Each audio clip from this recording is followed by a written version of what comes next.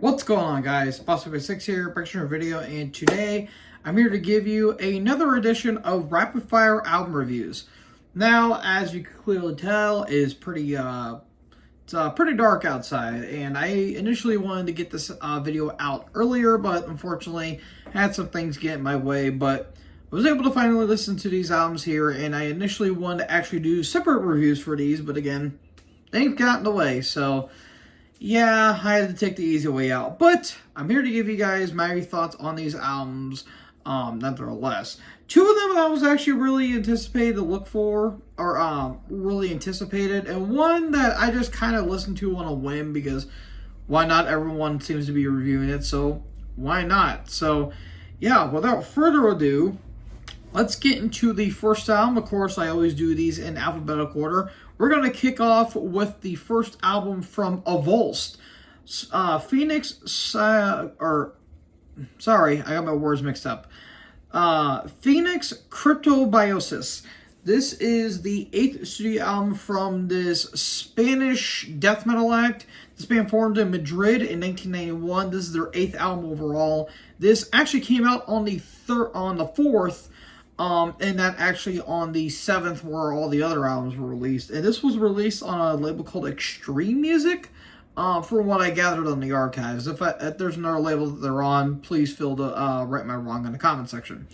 I have heard of this band, but this is my first listening with this.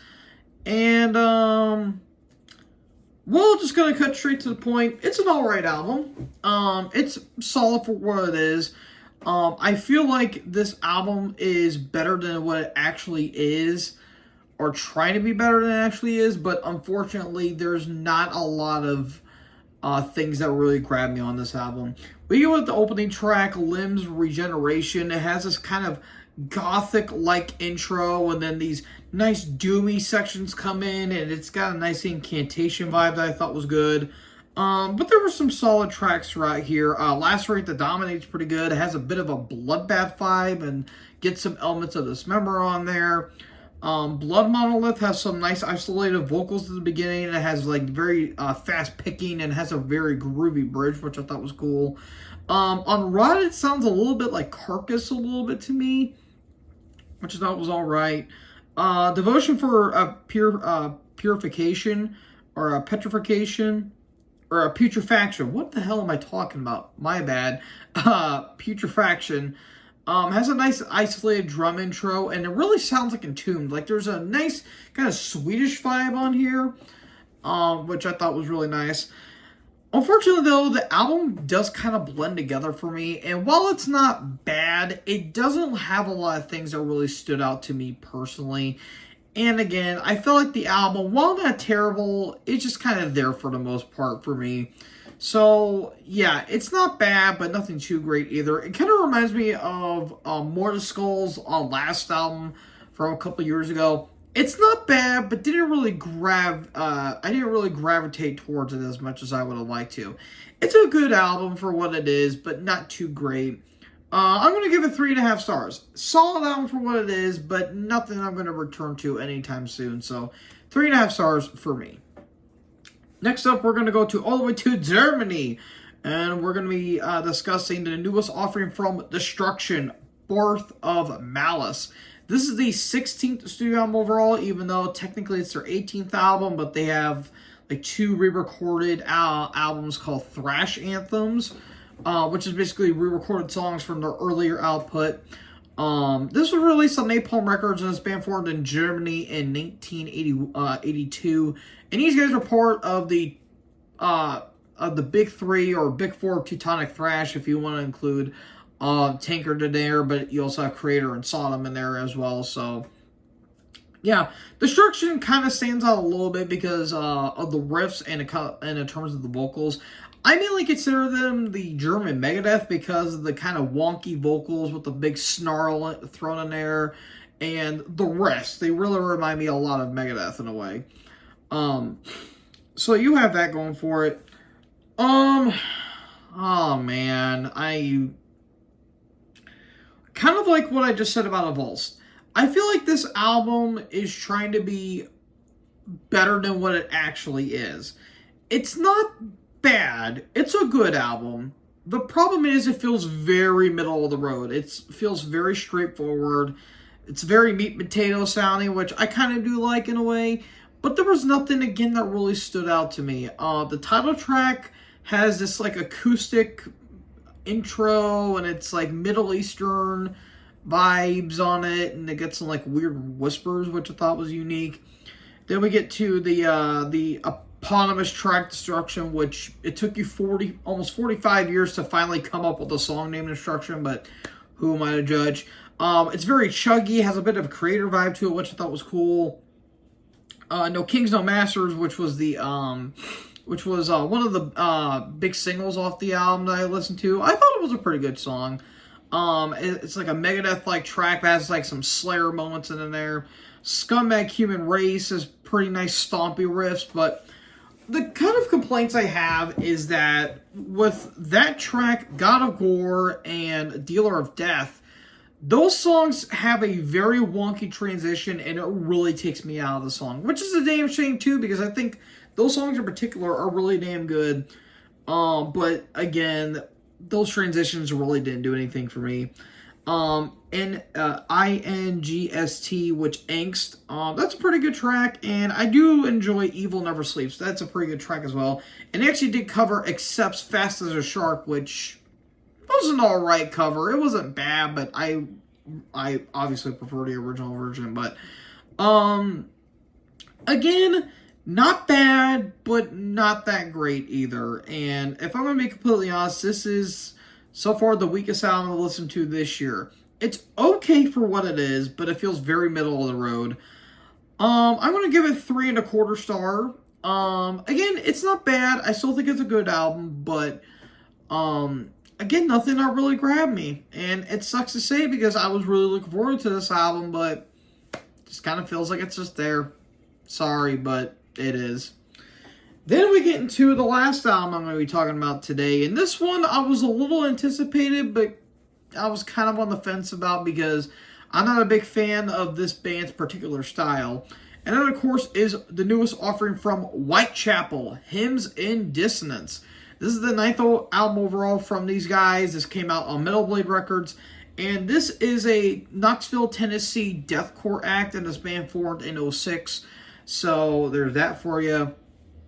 Yeah, deathcore. I hate that. I'm not a fan of that genre. I've tried to give it so many times, but it did not work for me. Whitechapel are one of the few instances where they make it work, but there are other times it's like, what the hell is this band doing? Like, Kin, from what I heard, was a very experimental album along with The Valley as well.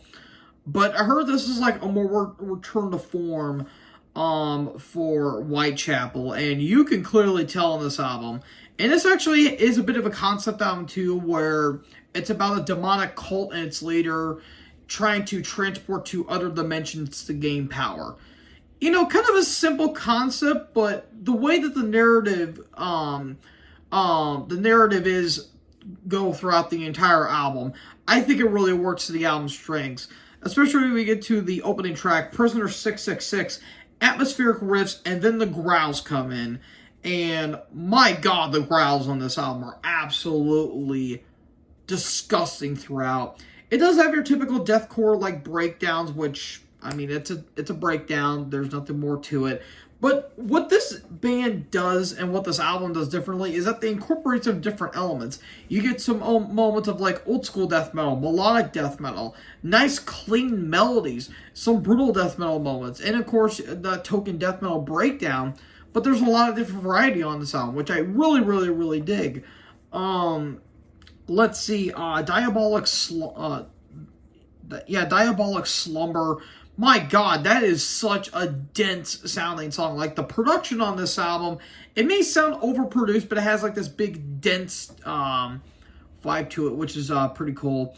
A Visceral Reich, which is the first single from this album, very Blackened-esque shrieks, and that kind of goes throughout the entire album. It has a little bit of a Callity Cat vibe, like in terms of the vocal style. Like, the guy kind of reminds me of Travis Ryan a little bit.